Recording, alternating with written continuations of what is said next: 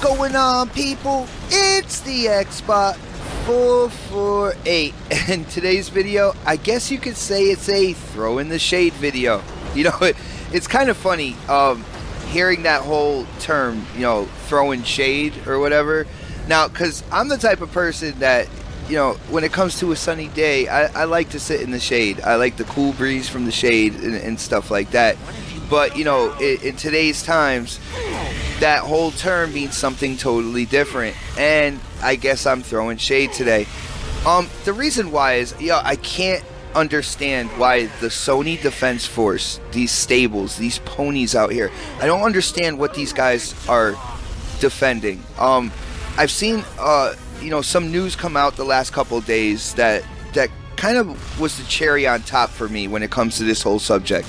Now, first things first, Sony Defense Force, they absolutely love VR now. PlayStation VR, the headset came out and they absolutely love it.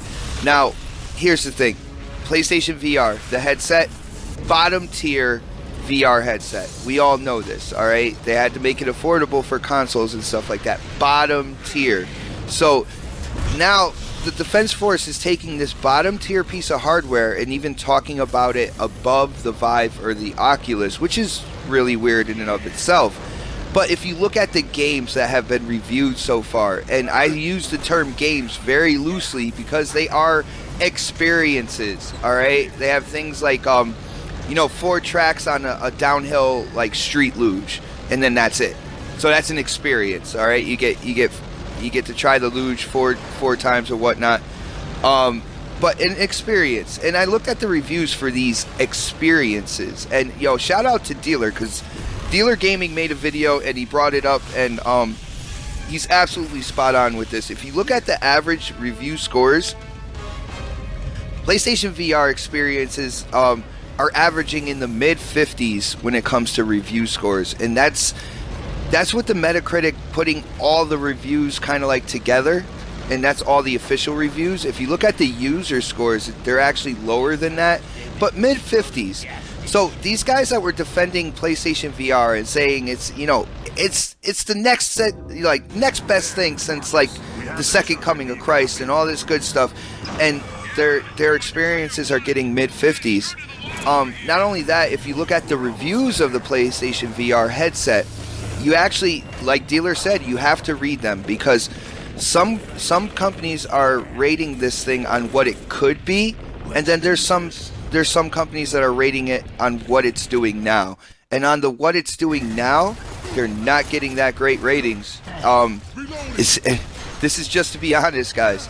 It's just, one of those things that these ponies come out here and try to make sound like the greatest thing ever, and it really isn't. It's not even the greatest thing within its category. But moving on, I also saw a video from Crap Gamer, big shout out to Crap Gamer, who talked about a rumor, and I'm gonna say a rumor, that the PlayStation 4 Pro could possibly have overheating issues, to the point where they might delay it. I'm not sure about the delay, guys. I'm not signing off on that part of it. But in terms of the PlayStation 4 Pro rumor about it overheating, I have to listen to what Crap says on this, because if you notice, before the reveal of the Pro, right? Crap Gamer had basically the dev kit like paperwork for the machine, and it was telling everybody about it. And you know what? He was absolutely spot on. You can love to hate Crap Gamer all you want, but he does have people on the inside. He has people that that they share information with him and stuff like that, and he is a credible source when it comes to stuff like this. And I could just point to the quote-unquote PlayStation Neo information to prove that he is a credible source on this. But so you have these things going on, and of course you have the stables out there basically calling Crap a liar, even though he has been shown to have credibility in these things. And I could go on and on when it comes to Sony. The refusal of EA access, Another thing the Defense Force likes to talk about is exclusives. How Sony has more exclusives. Sony comes out with more games per year. And the funny thing is, like, they hype up like Dragon Quest Builders, which is I've seen a few reviews on that, and it's basically Minecraft with RPG element just kind of slapped on the top of it. That's what it is, right? And they're touting it as like one of the greatest games and all this good stuff, but yet they were mocking Microsoft for buying Mojang and Minecraft, saying why would they do such a thing, and Minecraft is trash and all that good stuff, but yet Dragon Quest Builders is absolutely amazing, right? And you could go into the holiday lineup, you know, the fact that, you know, what games do they have coming out for the holiday lineup that's not PlayStation VR? Because you know Sony wants you to buy that hardware, no doubt. And what, you have like King of Fighters and possibly The Last Guardian, where the creator of the game isn't even happy in the direction of that game. But it's supposed to be a Game of the Year nominee. Do you see what I'm saying? Like, there's just blinders on these guys, and they just see what they want to see and everything like that. Why don't you guys literally, you know, come out the stables and start talking about the negative things that are going on, and they might get fixed on Sony's side.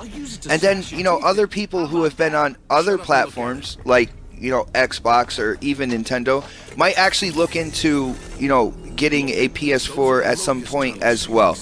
But when you guys, the community over there, those big talkers, those ponies over there, aren't even speaking up on things Sony can do better for them, why would I even think about going to that community at all, even as a second choice? You know, I love where Xbox is going. I love the Xbox community and everything like that. So I don't see myself leaving anytime soon. But even as a second choice, like, why would I pick that?